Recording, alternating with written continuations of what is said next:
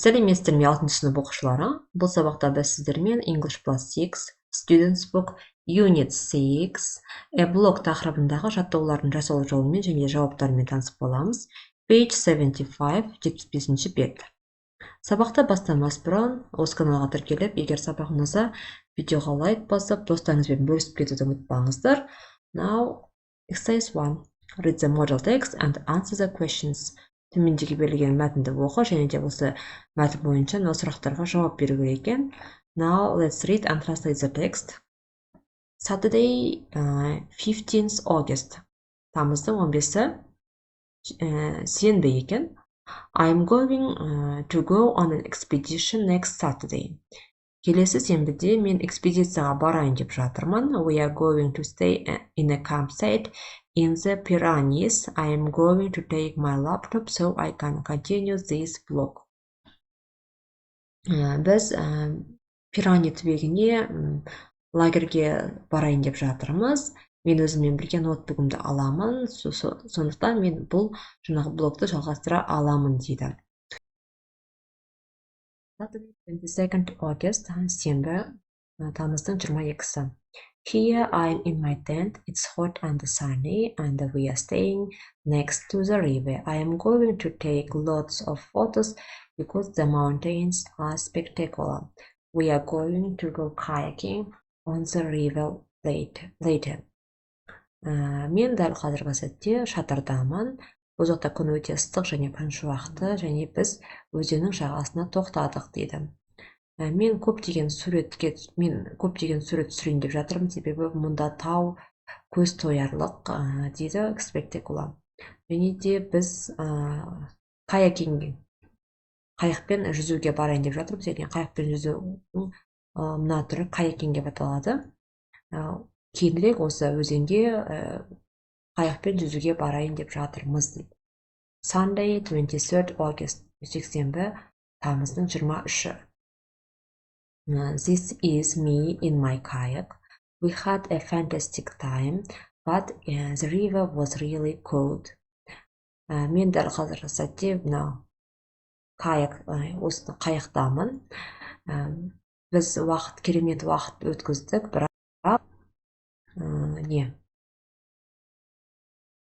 бірақ өзені шынымен өте суық болды. I fell in the water 5 times, so I know. Мен суға 5 рет құладым, менің білуімше дейді. We are going to walk in the mountains tomorrow. Енді біз ертең тауға I'm going to take my compass and a first aid kit. Мен өзіммен бірге өзімнің компасымды және де алғашқы көмек дәрі қобдишасын алайын деп жатырмын. Now let's answer the questions. The first, is the writer at the campsite on 15th August? Жазушы 15 август, яғни тамызда лагерде болды ма? No, he isn't. Жоқ, болмады. Second, what's the weather like on the first day of the expedition? Экспедицияның бірінші күні ауа райы қандай болды? It's hot and sunny, yes? Next, the third, what day did the writer go kayaking? Жазушы каякингке қай күні барды? On Saturday, 22nd August. Сенбі, тамыздың 22-сі күні барды. Fourth, what happened when he went kayaking? Ол каякингке барған кезде не болды? He fell 5 times. Ол суға 5 рет құлады. Fifth, when the writer going to go walking in the mountains? Жазушы тауға қашан барайын деп жатыр? On Monday, 24th August. Жексенбі күні августтың 24-іне. Now, exercise 2, study the correct phrases. Мына фразаларды оқы дейді. Study whether each phrase is about the past, the present or the future. Мына фразаларды біз қай уақытта қолданамыз? Өткен шақта, осы шақта немесе болашақта айтқан кезде ма? Соны тап дейді. The first phrase, here I'm in my tent. Яғни мен дәл қазіргі сәтте мынау осындамын. In my tent. Present осы шақта. We are going to stay. Біз тоқтайын деп жатырмыз. Болашақ туралы айтқан кезде. We had a time. Өткен шақта. I am going to go on and next. Яғни біз ол жаққа келесі осындай кезде барамыз деген болсақ, болашақ future. This is me in my деп present, яғни бұл соңдарға кез келген сөз қойсаңыз, яғни бұл жерде біз осы шақ туралы айтқан кезде қолданамыз. Now exercise 3. Сөздің қолдану туралы сөйлемдер құрастыру. Exercise 3. Match 1 to 6 with A to F and write sentences using so. Берілген сөйлемдермен X сөйлемдерді байланыстыра отырып, құрмалас сөйлем дайындау. Қандай сөйлемдер дайындауға болады?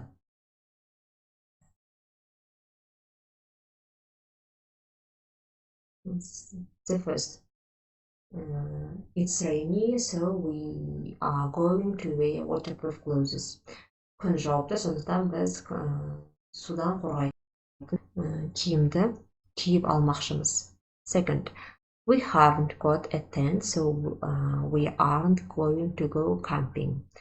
Бізде шатыр жоқ, сондықтан біз лагерьге бармаймыз. Барайын деп жатқан жоқпыз. The third, it's interesting, so I'm going to write a blog about it. Ол өте қызықты, сондықтан мен блог жазайын деп жатырмын. It's hot, so I'm going to swim in the river. Күн ыстық, сондықтан мен өзенге шомылайын деп жатырмын. We are lost, so I'm going to look at the map. Біз жоғалып кеттік, сондықтан мен картаға қарайын деп жатырмын. It's cold, so we are going to get into our sleeping bag. Ұйықтауға арналған қапта ұйықтайын деп жатырмыз. Exercise 4. Follow the steps in the writing guide. Төмендегі жоспарға қарап отырып, write a blog about an expedition. Экспедиция туралы блог жаз дейді. Яғни мына жоспарға қарай отырып. Мынандай блог жазуға болады. Monday, 17th June. Дүйсенбі шілденің 17-сі. I'm going to go on an expedition next week. Келесі аптада біз экспедицияға барайын деп жатырмын. We are going to stay in a campsite in the cycling in the Tatras.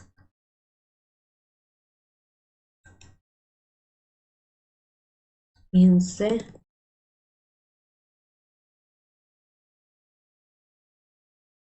the Tatras. Біз Татras тауында лагерьге тоқтайын деп жатырмыз. I am going to take my laptop so I can continue this. Next, екінші күн. Monday, 24th June. Here I am in my tent. It's warm and we are staying in the forest. I am going to take a lot of photos because the forest is spectacular. We are going to go mountain cycling later. Next, Tuesday, 25th June. This is me on my bike. We had a fantastic time, but the weather was windy. I fell from my bike 2 times, but I'm okay. We are going to go climbing, so I'm going to take some equipment and a first aid kit, of course. деген сияқты блог жазсаңыздар болады. Осымен 75-ші беттегі жаттығуларды орындап аяқтадық. Егер сабақ ұнаса, видеоға лайк басып, достарыңызбен бөлісіп кетіңіздер. Goodbye.